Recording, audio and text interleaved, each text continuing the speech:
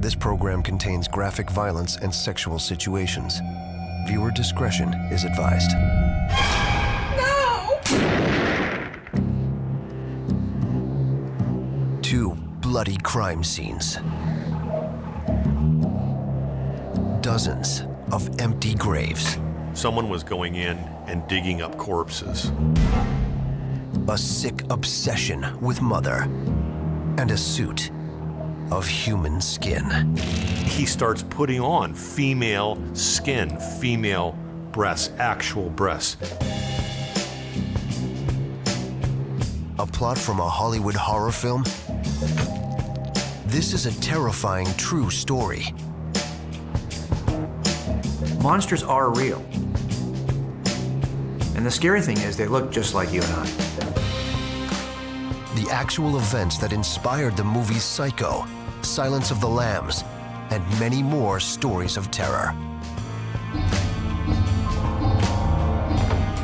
Behind the Screams.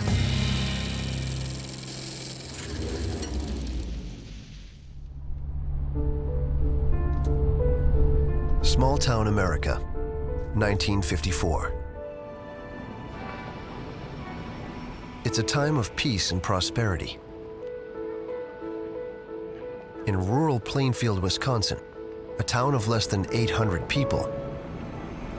By early evening, most of the locals have settled in for the night.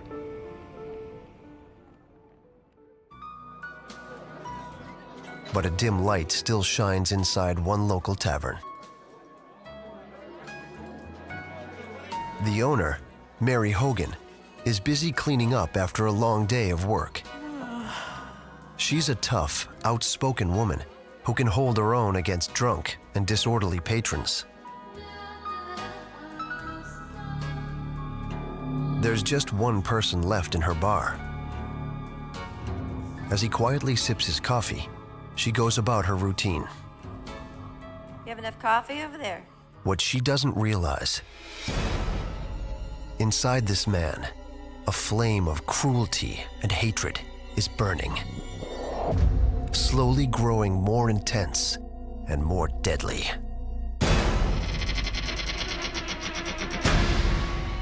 Watching Mary intently, the man reaches inside his jacket for a cold metal object,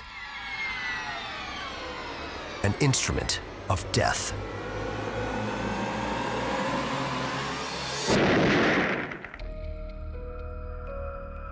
The next morning, the middle-aged bar owner's nowhere to be found. The peace of Plainfield is shattered. It's a crime that will one day inspire countless horror films. A violent attack that sends waves of terror throughout the entire community. Why would anyone want to hurt Mary Hogan? And is the assailant someone living here in Plainfield? I think when you look at individuals in small communities, they tend to believe that they know everybody, that they know everything that's going on.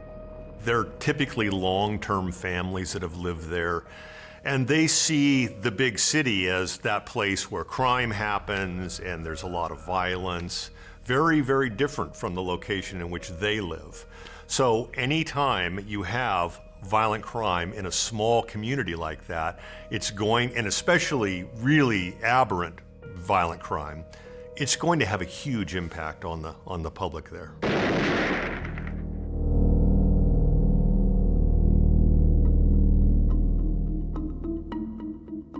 The job of finding Mary Hogan falls on Sheriff Harold S. Thompson. Nicknamed Topper, he's a tough, serious man, a father of 12 children. Although he's a veteran peacekeeper, he's only been assigned as sheriff temporarily. Used to settling misdemeanors and local disputes, violent crime is something entirely new for Topper. Most of these investigators and police officers were appointed. They have very little training, so they don't have any experience working cases like this. It becomes a daunting task when they're faced with a disappearance of an individual.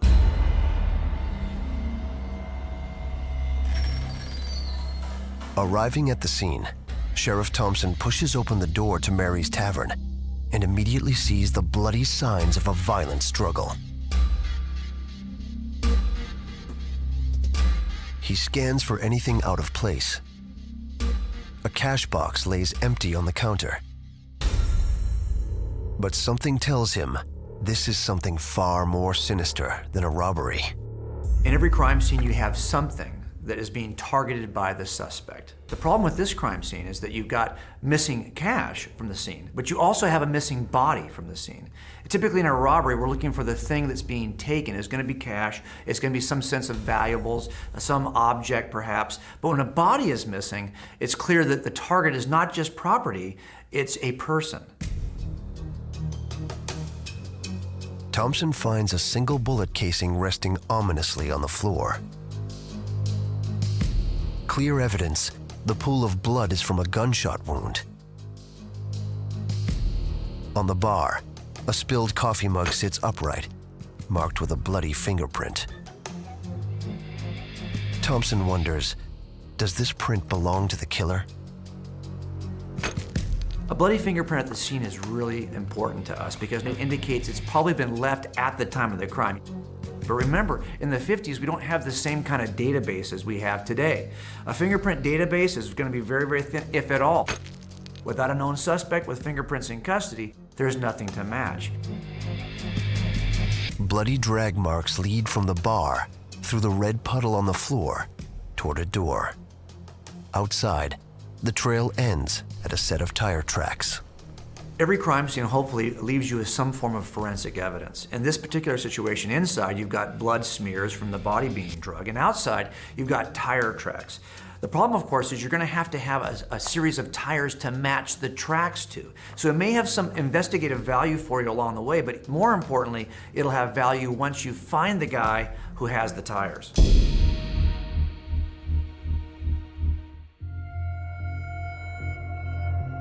Sheriff Thompson's baffled by the senseless crime.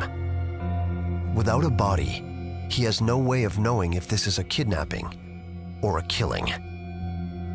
Witnesses who left the bar the previous day say that Mary locked up at around 4:30 in the afternoon. But the evidence suggests that sometime later, she let her attacker inside and made him a cup of coffee. The assailant was probably someone she knew very well.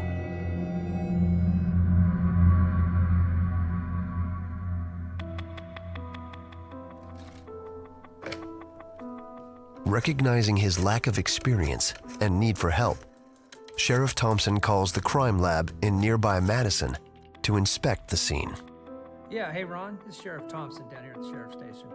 If you don't have expertise and you haven't worked a ton of these scenes, there's probably going to be something you miss. And that's why smaller agencies will sometimes call a larger agency that has experience doing a number of homicides. You have a better chance of catching that missing detail. Thompson also starts a list of potential suspects. Mary Hogan had no known enemies, but her past is shrouded in mystery. Twice divorced, she moved to Plainfield from Chicago. Some locals believe she may have managed a big city brothel. There's even talk around town that Mary had ties to the mob. Was Mary in trouble with the mafia? And if so, did they follow her all the way to Plainfield to take her out? There's a kind of a history and a period of time in America when the mob, loosely referred to organized crime, was seen as more influential by investigating agencies. So at this point, we're looking at the potential that a mob hit could be in place here at this scene. But there's a problem with this theory of a mob assassination. Unlike Chicago, Plainfield is a small, close-knit community. People tend to notice when sharply dressed city folk drive into town. Even an average-looking stranger couldn't pass through without being noticed by someone. If it's a mob-style execution, I would either expect there to be a body still at the scene, executed in a particular fashion, or no body at all. What you have here is a kind of a combination of both, which really doesn't make sense from the perspective of a mob execution. If the mob isn't responsible for Mary's disappearance, maybe someone living in Plainfield is to blame. Mary's outspoken manner could have rubbed a bar patron the wrong way.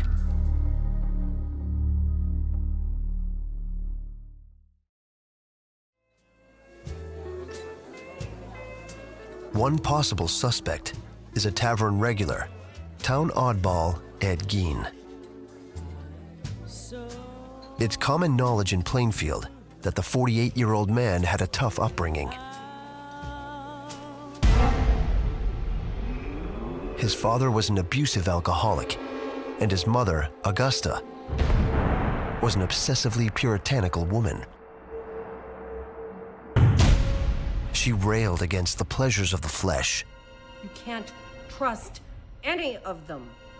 And kept her sons at arm's length. A behavior that only made Ed crave her attention more.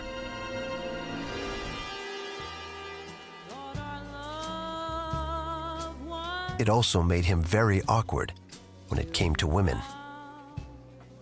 Ed had made comments about Mary in the past, so when people are focusing on, like, who could have done this? Why is she gone? What happened to her? Ed's name sort of surfaces, comes up to the top. While Ed's considered harmless by everyone in town, he was involved in another bizarre incident. A decade before the Mary Hogan investigation, Ed and his brother Henry Gein are heading out to clear some dry overgrowth from an area close to their home. The men set a patch of grass ablaze, and as the winds kick up, things quickly get out of hand. They fight to get the blaze under control. And when the flames finally go out, Ed walks out of the field alone. He goes straight to a neighbor asking for help to find his brother Henry. But then, strangely, at the scene of the fire, he guides the neighbor directly to his brother's motionless body. As an investigator, if I'm watching Ed bring this group to look for his brother and he seems to know exactly where to go immediately, is it a coincidence? I'd want to at least eliminate the possibility that he knew where his brother was because he was the last person to see his brother alive. If you're assembling the most reasonable inference from evidence, this seems very suspicious. And there are other puzzling details. Henry's body and clothing show no sign of burns, and there are mysterious bruises on his head. Ed suggests his brother probably fell and hit his head on a rock. The whole incident is strange, but without proof, the locals accept Ed's story. A medical examiner says his brother must have died from smoke inhalation. They've talked to Ed, and although he's a bit odd, they don't really have anything else to go on. The reason townfolk are so quick to dismiss Gein? Even though his behavior is strange, he's known throughout Plainfield for his willingness to help. He works odd jobs, chops wood, whatever it takes to lend a hand. People would come to Ed and say, "Hey, Ed, can you help me load this hay? Ed, can you help me fix this fence?" And Ed would accommodate them. He would go and do these things, sometimes for money, sometimes just because, he was living in this community. He did babysit for a couple of families because Ed is really more comfortable with children than he is with adults. He's socially undeveloped because he's lived on this farm his whole life. He's small, he has very diminutive stature. He doesn't appear to be threatening to anybody. For these same reasons, Sheriff Thompson can't see Gein as a suspect in Mary Hogan's disappearance. He turns his attention to other missing persons cases in the area. Sheriff Thompson, this is the file you're looking for. Thanks, Daisy. When you have those types of incidents in a small geographic location, the likelihood that they are not connected is small.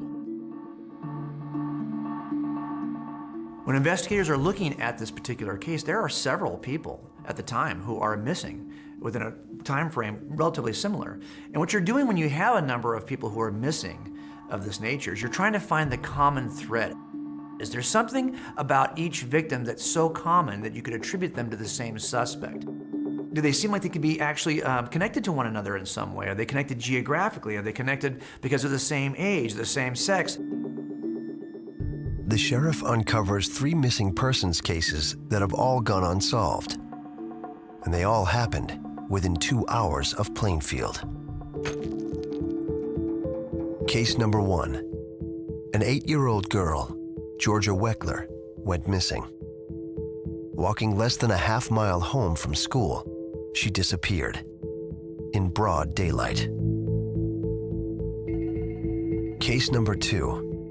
42-year-old Victor Travis and his friend, Ray Burgess, went off into the woods near Plainfield to hunt deer.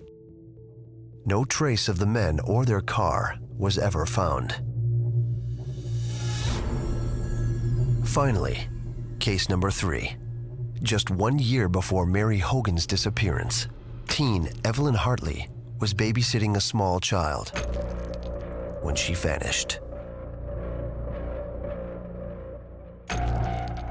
Just one of her tennis shoes was left at the scene of the crime. There is blood found at the scene where she disappears. There's apparent drag marks. It looks like she was injured at that location and removed from the location.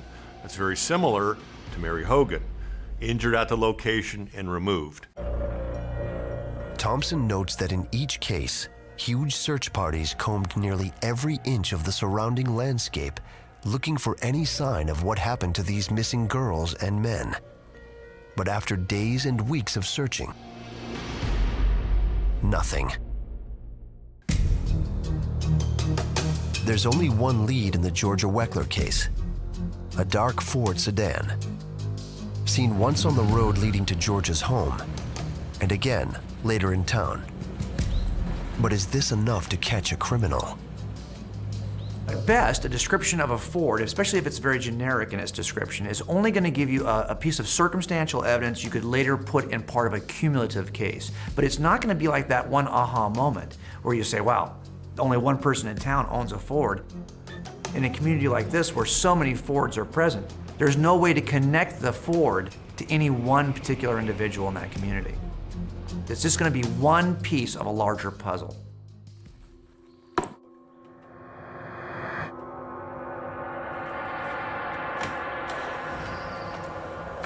One witness claimed he saw a young girl in the back seat pleading to go home, and a man shoving her down, out of sight. Then the car was gone. But was Georgia the young girl in the back seat? Was this a drifter kidnapping people for ransom? Or for some other evil purpose? And has the drifter returned? Thompson ponders the evidence, and it just doesn't add up. Young Georgia Weckler, teen Evelyn Hartley, the male hunters, and middle-aged Mary Hogan. If one man committed all these crimes, he has no clear method or motive. In this case, you've got a middle-aged woman, you've got 2 young girls, and you've got 2 hunters that are part of the potential missings that people are looking at. And you're trying to say to yourself, well, what is it about these 5 different missing people that is similar or dissimilar? There's a lot of differences here between these 5 missing persons. I think if we were to look at these crimes in present day, of course, we might say that there may be some connection, especially in these small communities. We're talking hundreds of people. They might refer to this as sort of a serial crime. Again, we don't have any bodies, so we don't even know that there's homicides. All we have are disappearances of individuals.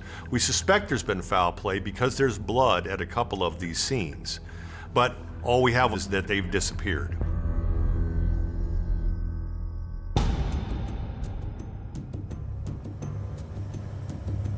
With no strong suspects in the latest disappearance of tavern owner Mary Hogan, Sheriff Topper Thompson sets his sights on hunting down the assailant's vehicle. He used it to transport his victim. Matching the tracks found at the scene is the best lead he has. It's not unusual to have a crime scene where you don't have a lot of physical evidence, just a few small things, and you do the best you can with what you have. And in this particular case, we've got tire tracks. Unfortunately, it's a lot of work to go from tire track to specific suspect with that tire. In some ways, all evidence can be divided into two categories. Evidence that leads you directly to a suspect, and evidence that once you have a suspect can connect you to a crime. Tire tracks are more in the second category. I can't use a tire track and immediately tell you who the suspect is, but if you can give me the suspect who's got a car, I can match the car in reverse to the tire track. Thompson goes farm by farm, looking for any suspicious cars, trucks, or people. But each location leads to a new dead end. Either the assailants left town, or he's very good at covering his tracks. If we're going to start with the tire track, we got to ask the question, am I looking for a local suspect? This is a huge county, and there are dozens, hundreds of cars. If it's somebody who drove through, all of that work could be for nothing. Adding to the challenge, in this small farming community, Sheriff Thompson has limited resources and manpower. The properties are spread out over acres. Covering every inch is nearly impossible. In any murder investigation, you're asking a question. Is this a single event, or is this a connected series of events? Is this part of a series of murders, or just one particular murder? If it's part of a series, you're trying to ask yourself the question, what's driving the killer?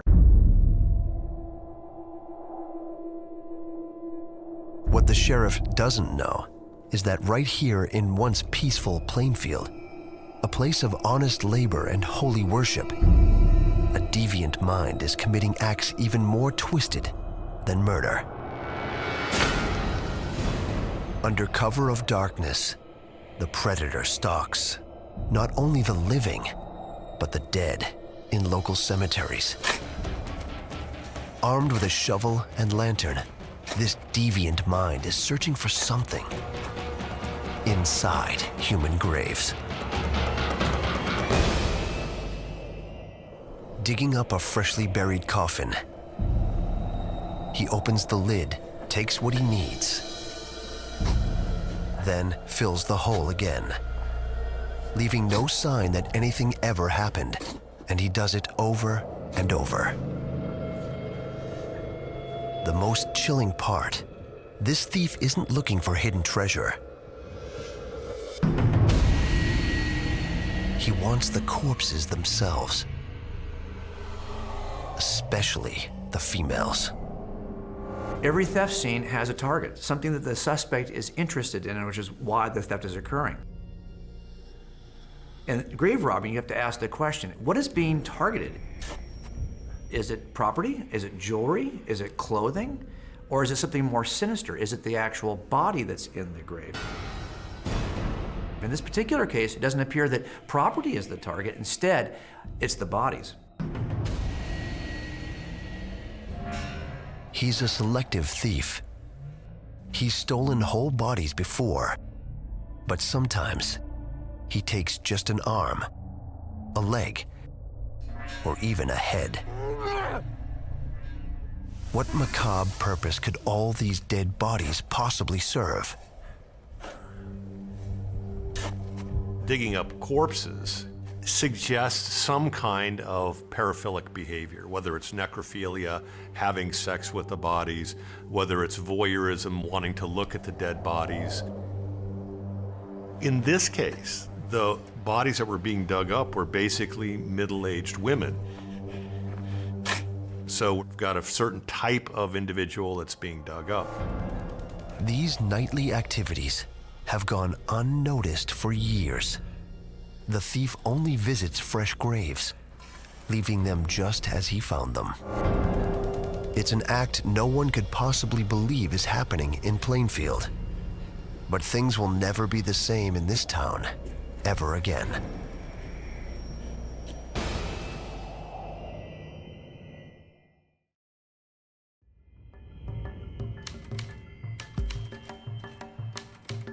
Three years after the disappearance of Mary Hogan, Sheriff Topper Thompson has moved on.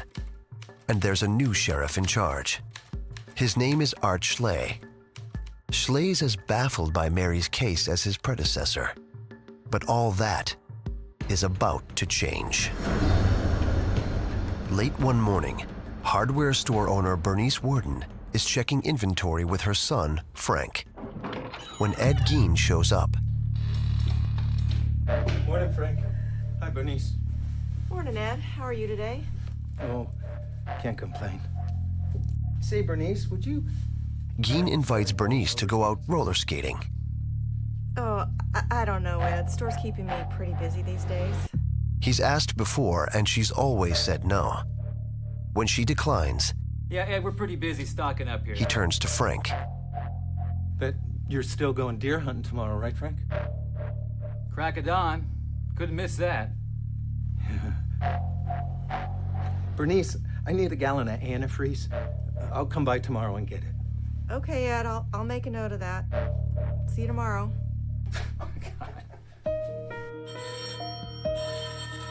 Around 4 o'clock the next day, So Schley. Art, it's Frank.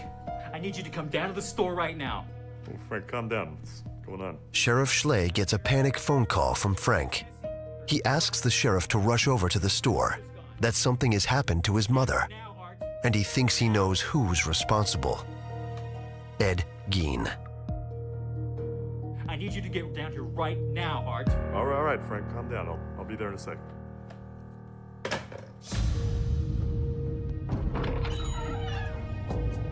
Entering the store, Sheriff Schley is immediately struck by how similar it looks to the Mary Hogan crime scene 3 years earlier. Something's wrong, Art. Look, there's blood on the floor. Frank tells Schley when he got back from deer hunting, his mother was gone. The cash register was missing, and one of the rifles for sale had a spent cartridge still inside the chamber. Okay, well, it could have been a robbery. I don't think so. I think it was Ed Gein. Sheriff Schley scans the scene. He sees bloody streaks on the shop floor. It indicates Bernice was dragged away. But this clue won't help to identify the assailant. In the 1950s, we don't have the technology that's available to us today, and the technology to collect certain forms of evidence for DNA or blood typing or any other forensic comparisons. Luckily, that's not the only clue. Look, right here. Frank shows Sheriff Schley the most critical piece of evidence: a sales receipt for antifreeze, the same item Gein had inquired about the day before. Bernice's son, although he's not a homicide detective, not trained that way, he's got a real motivation. He's got an avid interest, number one, in this kind of a crime scene, but number two, this is his mom that's missing. He's motivated in a way that most homicide detectives aren't. Immediately, Sheriff Schley's mind starts racing. He reviews the evidence left in the store, and a vision of the horrible attack starts to take shape. With Frank out hunting all morning, Bernice would have been all alone when Ed returned to Warden's hardware store. Hi, Bernice. Hey, Ed. I've got that antifreeze you wanted. Bernice keeps rifles behind the counter for sale.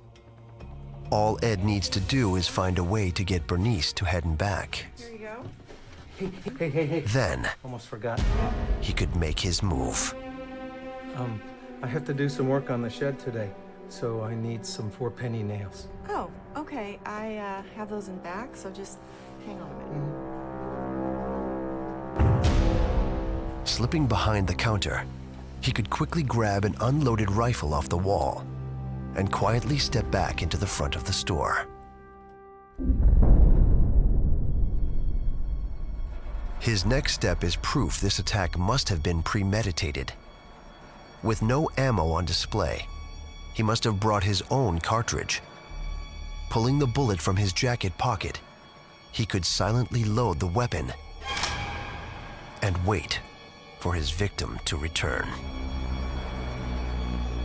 Okay, Ed, I got the nails you wanted. How many of them you... As Bernice made her way to the front of the store, she had no way to know. Ed Gein was seething with anger. You should have gone roller skating with me, Bernice. Ed! No!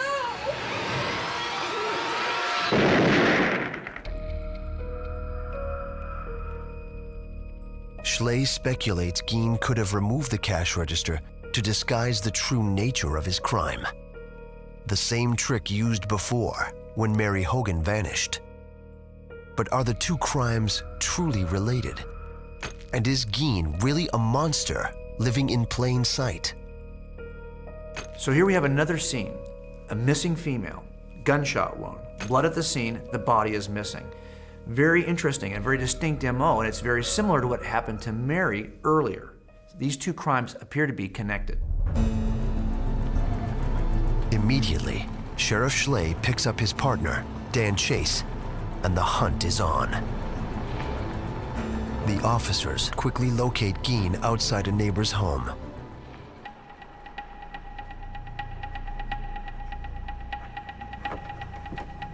They approach carefully. He could be armed and dangerous. Ed? So as a detective, when you're approaching somebody you think may be a suspect in a crime, is this guy going to be armed? You've really planned these things out in your mind, so as you make the approach, you're making it safely and you're making it tactically. I want you to slow down for a second. One of the officers asks Gein to tell him where he's been all day. What did you do today? Gein says he's just been doing chores. And I found some wood at O'Grady Ranch. Okay, and then what? That's when they use a common law enforcement trick to get to the truth. I was walking here. I want you to start from the top again. They ask Gein to repeat what he said. And I found some wood at this Smith Ranch. The best tactic to use if you're trying to determine if someone's telling the truth is simply to have them tell the same story over and over again. The O'Grady place. Ask the question from a slightly different angle. Smith place. And as you listen to the response, you're listening for the slight variations Smith place. The O'Grady place. Smith place. would indicate that this person's not telling you the truth. Smith place. Gein can't remember the lies he's told. His story changes. He's up to no good. Then, No, I've been framed! Gein's mind collapses. After years of murder and mayhem, perhaps the guilt, perhaps the sheer evil must come out. Calm down, Ed, all right? What have you been framed for? Mrs. Worden. Did you say Mrs. Worden, Ed? Yeah. She's dead, isn't she? At this point, not even the police know for sure what happened to Bernice.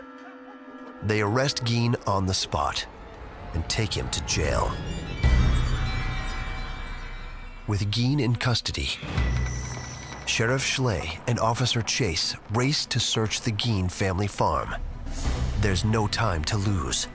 This secluded property 9 miles from town stretches over 95 acres. And Bernice could be anywhere.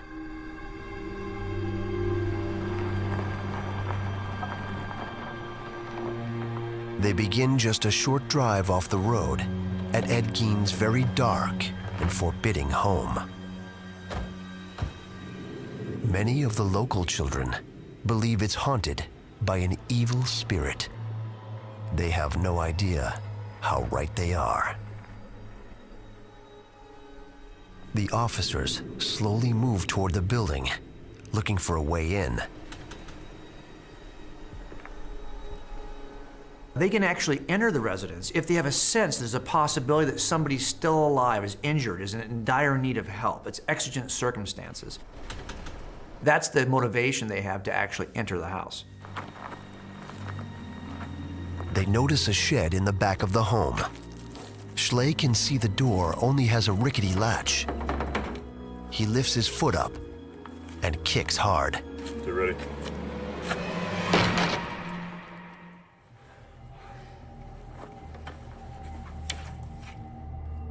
Anytime you walk into a scene like this, you have a kind of a tension between discovery and danger. You know, you have a sense that I'm going to discover something that's powerful, that's going to make this case. Maybe I'll even discover Bernice alive. That would be great. But there's always a sense of danger, too. You don't know that Ed Gein is acting alone. You don't know what's going to be in there, who's going to be in there. You could walk in and get ambushed. So as you're walking into a scene like this, you're always on the edge of your seat. You're always on guard.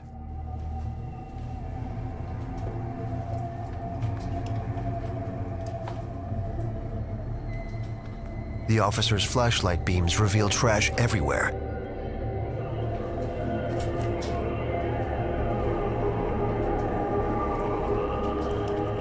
But what they're about to see, they could never imagine and will never forget. As Schley turns to search the corner, he feels something heavy brush against him, something hanging from the ceiling.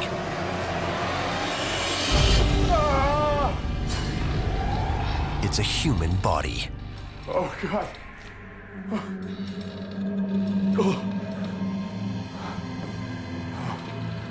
Bernice Worden, loving mother, widow, and respected business owner, hangs upside down, beheaded and split down the middle, the way a deer is butchered after a hunt.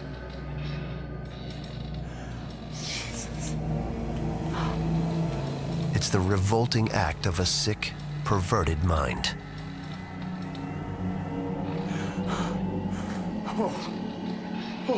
No matter how tough you think you are as a cop, and most of us, when we train, we think we're pretty tough about these kinds of things, especially if you're working homicides, some scenes are worse than others. And here you have the most horrific scene, one of the worst scenes in the history of homicides.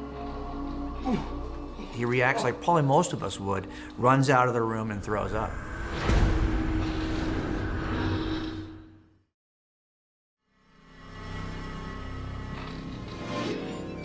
When you look at it, it's not a crime of passion. There clearly is a plan here.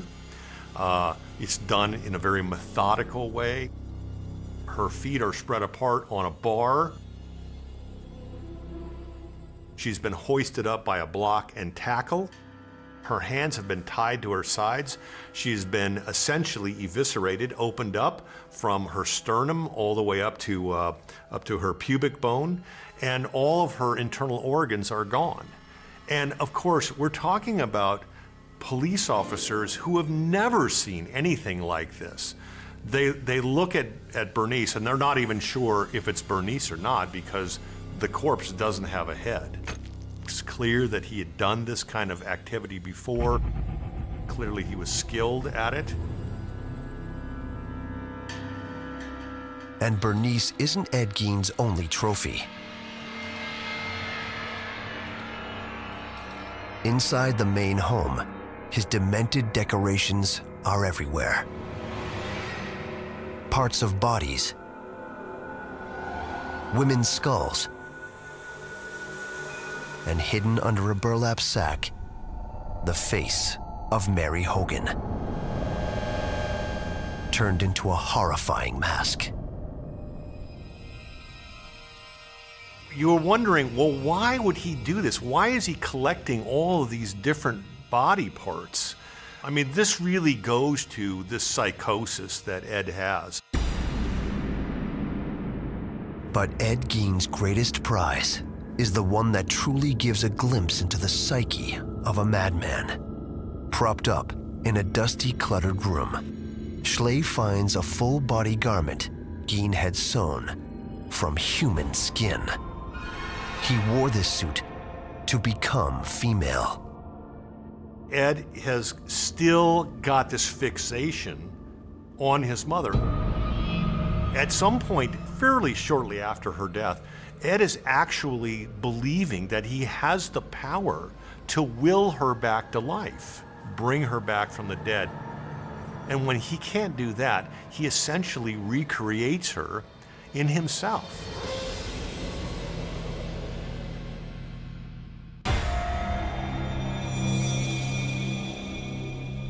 He starts putting on female skin, female breasts, actual breasts.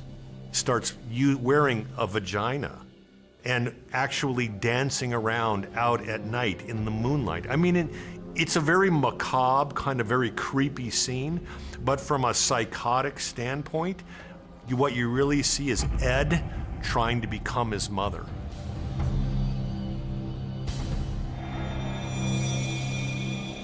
Seeing this house of horrors, Sheriff Schley comes up with a possible motive in the murders of Mary Hogan and Bernice Worden. To Ed Gein, his mother, Augusta, was a saintly figure, incorruptible and free of sin. And though Mary Hogan and Bernice Worden reminded him of his mother, in his eyes, they were the opposite. They brought out something inside him that Augusta fought all her life to suppress. Gein's manly lust. I can't believe you looked at that horrible girl, Cindy. You have to learn. He wanted these women, and this urge went against everything he'd been raised to believe. It drove him to insane violence. When his mother died, it was devastating for Ed.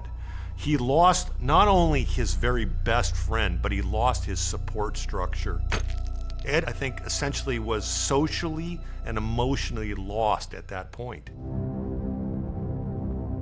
Gein's clothing made of human flesh, his bloody crimes, and his childish, simpleton's grin horrify and mystify the public. How could a man like this exist? The psychology of Ed Gein is fascinating to me. What drove him to take these two victims when he did, years apart, and what he did in the middle of all those years. And it seems that Ed is far more fascinated with the parts he got from the murders than the actual victims themselves.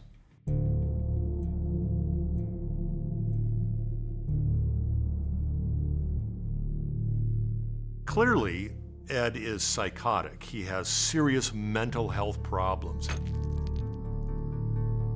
And it's the mental illnesses, it's the way he perceived his thinking patterns about his mother and his activities that drives his crimes. And we can see, you have an individual who's digging up corpses.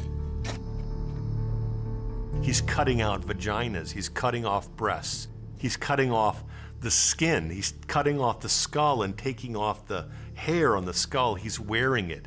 He's making clothing out of a woman's skin. This is incredibly aberrant behavior, but his crimes are driven by this severe mental illness.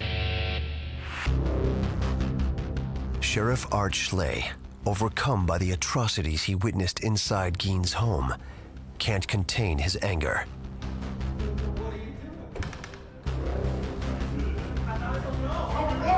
He attacks Gein in his jail cell, repeatedly slamming him against a wall, hoping he can force Gein to confess to murder.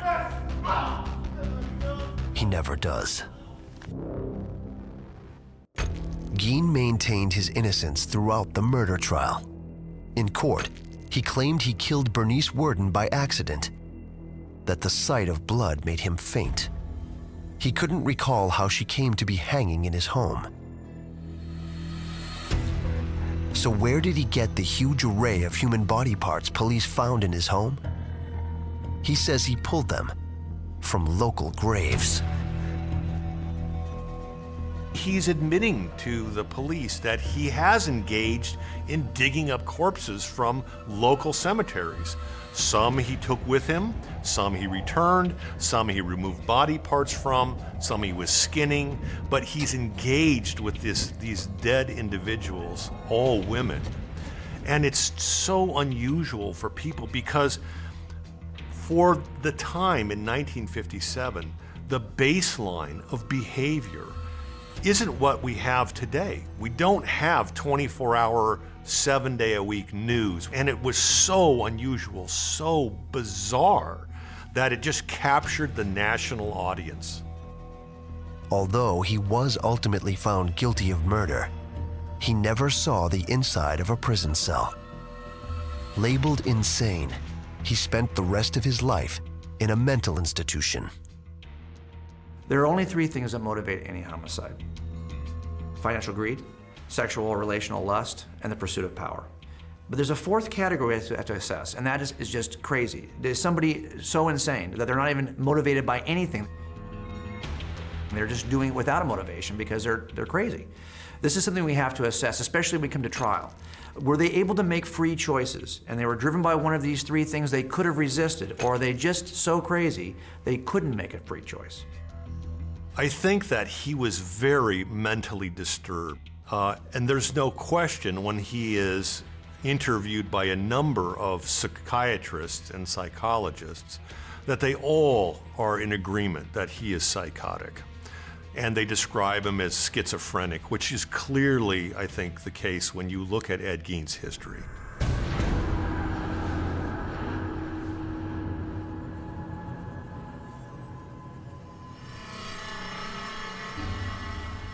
I think that the delusions that he had and perhaps some of the auditory hallucinations, this severe mental illness had him acting in ways that we might characterize them as evil. But I would say that when you're talking about psychopaths, people who understand the difference between right and wrong and simply choose to do wrong, that is probably an individual that I would describe as more evil.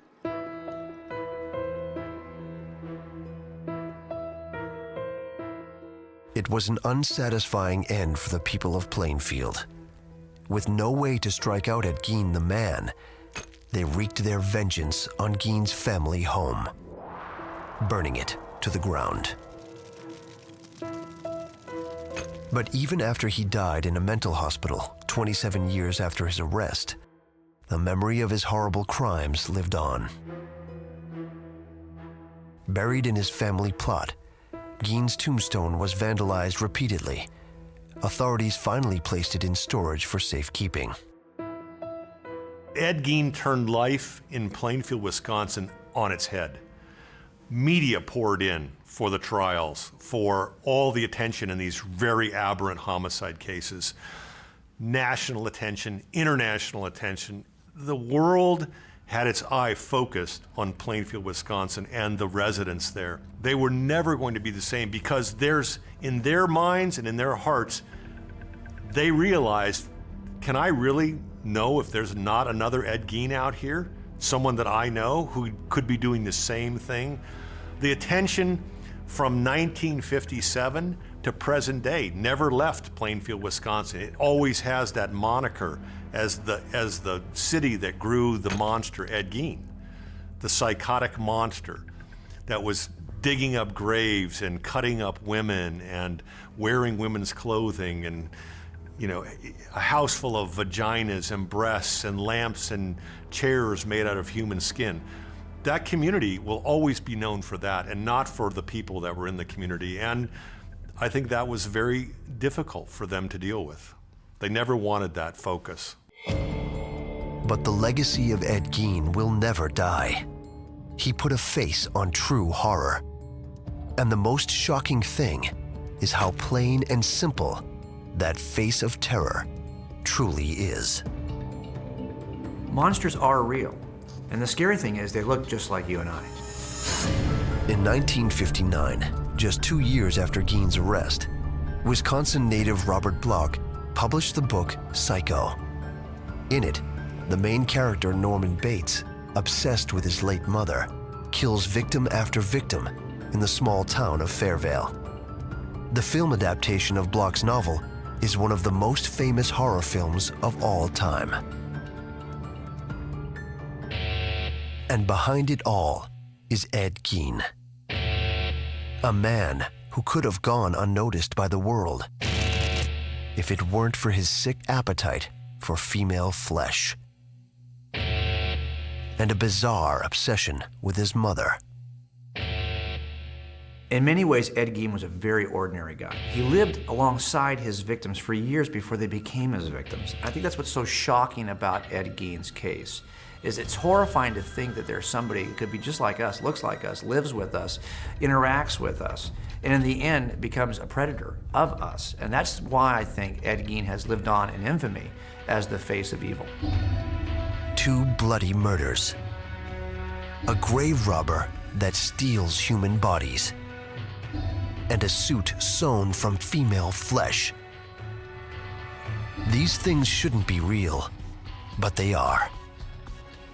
It's the true story of Ed Gein, a psycho, the ghoul of Plainfield, behind the screams.